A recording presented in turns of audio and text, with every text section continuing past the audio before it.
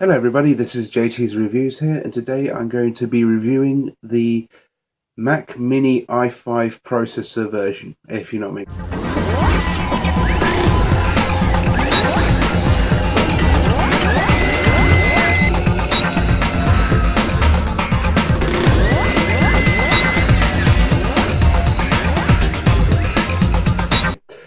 mean. This basically came with a 500GB hard drive.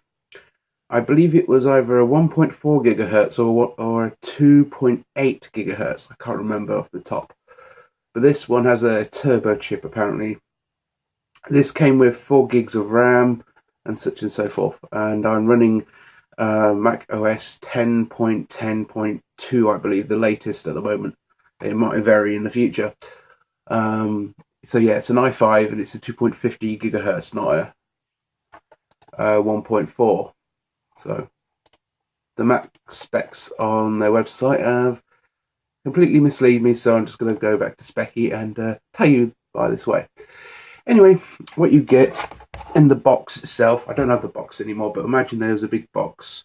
You had the Mac Mini on the top, and then on the bottom you got this. Designed by Apple in California, but obviously made in China, where the hands get sawed off. And in this pouch here, you get hello, quick start guide, which basically shows you the operating system, how to set it up maybe, I don't know, just showing you how it works basically, even though you know what it looks like on the website when you bought it or when you got it for somebody.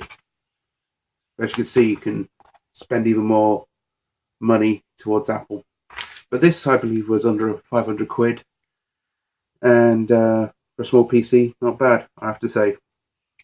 Also, you get with the booklet thing inside this pouch the Mac Mini piece of paper here, important product information guide, basically telling you about probably warranty and shit, which I don't care about. You also get some lovely Apple stickers to stick all over your work colleague's computer and immediately get fired.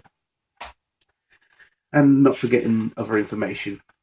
Yours may vary, as I said. So, what do I think to this Mac Mini? It's not too bad. Could be a bit better, but not too bad. Now, I know you lot Mac fanboys are going to have a go at me for this, which I don't blame you, because it's something that you believe in. But me personally, I've had a go at the Mac for some time, and there's a couple of things I need to criticize about it. Number one, the lack of USB ports. There's only 4 USB ports on the back. Really a big nightmare. Also, you do get the choice of using either HDMI, DVI by an adapter like this, which is a HDMI to DVI adapter, or you can get yourself a VGA converter to the mini display port on the back, or the Thunderbolt, or whatever the hell it was. What I have to say is, it's not a bad unit. Uses only a small amount of wattage. I believe it's only 70 watts, if I remember. 40 watts, I don't know. I'll put it on the screen, screaming at myself saying that. But yes, as I said, not a bad machine. For an i5, it's not too bad. 500 gig hard drive, very nice. You can also get the 1 terabyte model. But the biggest thing I have to criticize is not just the USB ports, but the problem with the RAM. You only get 4 gigs of RAM, and if you have Windows on it, like I do, yes, have a go at me in the comments saying that I have Windows on my Mac. Everyone else does. But I don't really, but you know what I mean. But I have Windows because I need to use Windows tasks, and on a Mac it's impossible. I could use iMovie, but I like Sony Vegas. That's just how I would like to work. I like to use Microsoft Office and such and so forth. So I like to use the Windows partition the most. As to the Mac, now I don't like 10.10.2 in my own opinion. It's lagged behind so much, which is why I had to upgrade from a 4 gig to I had to put an 8 gig RAM stick in it, and I also had to put the other 2 gig RAM that was in the other, in the other slot in with it. So it's now got a total of 10 gigs, and it runs much smoother. But it would be nice of freaking people that made the Apple to give you a little bit more RAM. I mean, what's annoying is I don't think in the newer versions you get the option, to be honest. I think you only get the option of 8 gigs of RAM or something like that. But I just updated mine to 10, so I've gone way past that. So yeah, screw that Apple. I wanted to try an Apple product because, you know, I wanted to see what all the fuss was about getting the Mac, and I found out exactly, you know, what I went for in a request sort of way. It's not a bad machine, but the graphics is so poor, you know, it's unbelievable, and other things like that. Get your work done though, it's pretty quick. We're looking, you know, to be honest, this Macintosh is more aimed towards people that are not gaming. But myself, I'm more of an editor and a gamer. Well, I don't really game that much, but still, it would be nice to have some graphics to it. But as a normal machine, not too bad for emailing and twittering and stuff like that. It has its sticky spots, but that's why you should add more RAM. And as I said, you know, it's a pretty cool machine, but it won't be good if you want to game, which is why you have to pay $2,000 for the Mac Pro, if you will. But there is cheaper ways, and that is getting yourself a PC that has better gaming graphics. And plus you can upgrade as much as you want in a PC. In the Mac it's kind of difficult. In the Mac Mini it was easy to update the RAM. According to some people in the past, you had to use some sort of grenade or whatever to get into it. Not a big issue anymore, and I'm happy to say that they are including one of these in with it. So if you've got a DVI monitor, no problem, you can just convert it from HDMI or just plug in a HDMI monitor, and you've got HD. For HD video, it's not too bad.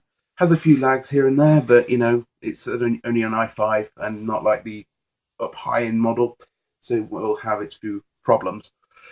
But yeah, a really good Macintosh. I could go on all day about it, but I'm not going to, because I could moan about how Windows is so much more better than this thing. But one thing I have to criticize is the lack of USB ports. Come on, Apple, give us more USB ports. I need more than 4, even for a small machine. You can get a mini PC for 200 quid or more, and you can even have like 6 USB ports in it if you want to.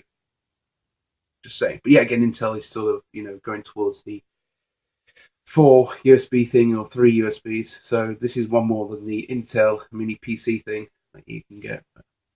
But yeah, not too bad machine, I have to say.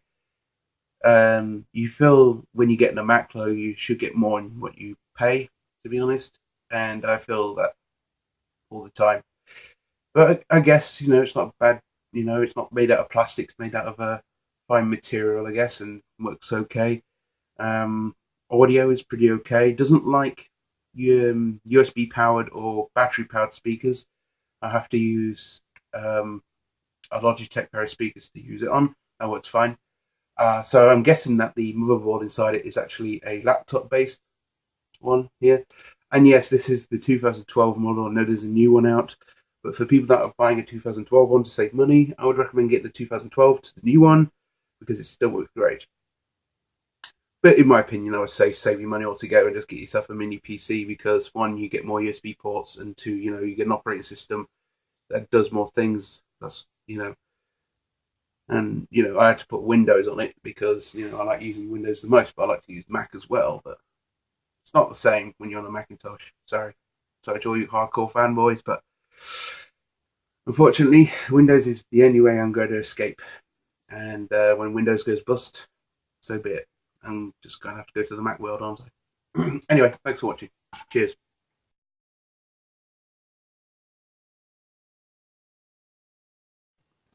Sorry, I forgot to rate it at the end of the video. I was so forward about getting a PC instead of a Mac that I forgot to rate this thing. Okay,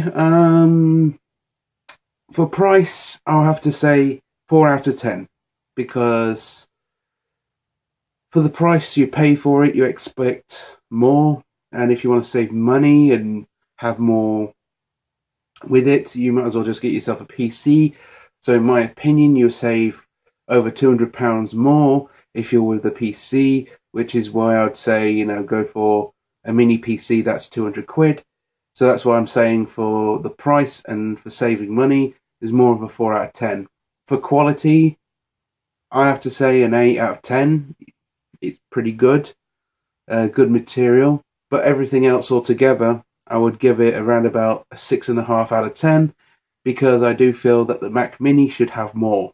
As I said earlier on, it needs more USB ports.